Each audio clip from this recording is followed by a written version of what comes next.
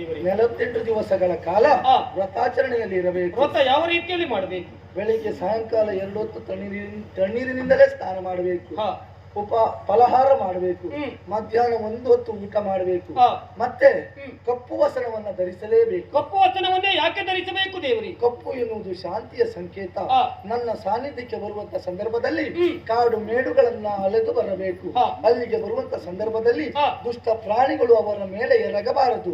ಕಪ್ಪು ಎನ್ನುವುದು ಶಾಂತಿಯ ಸಂಕೇತ ಆದ ಕಾರಣಕ್ಕಾಗಿ ಕಪ್ಪು ವಸನವನ್ನೇ ಧರಿಸಿ ನನ್ನ ಕ್ಷೇತ್ರಕ್ಕೆ ಬರಬೇಕು. ಮುಂದೊಂದು ದಿನ ಶಬರಿಮಲೆ ಕ್ಷೇತ್ರದಲ್ಲಿ ಅಯ್ಯಪ್ಪನಾಗಿ ನಾನು ನೆಲೆಯಾಗಲಿಕ್ಕಿದ್ದೇನೆ. ಅಯ್ಯಪ್ಪನಾಗಿ ನೆಲೆಯಾಗಲಿಕ್ಕಿದ್ದೇನೆ. ಅಯ್ಯಪ್ಪನಾಗಿ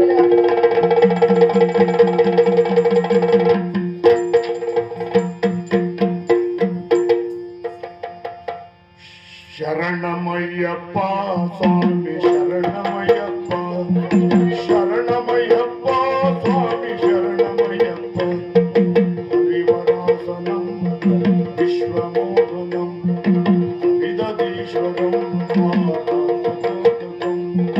ಪರಿವಿಭಕ್ತನಂ ನಿತ್ಯನರ್ತನಂ ಹರಿಹರಾತ್ಮಜಂ ದೇವಮಾಸಿ ಶರಣಕೀರ್ತನಂ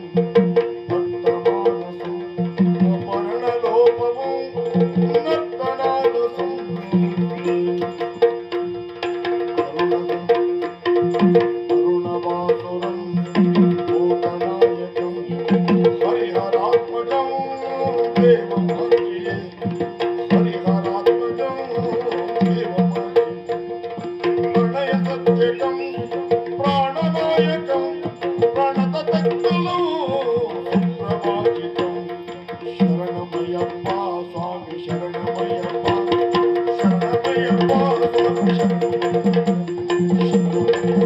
ಸ್ವಾಮಿ ಶರಣಂ ಶರಣಂ ಸ್ವಾಮಿ ಶರಣಂ ಶರಣಂ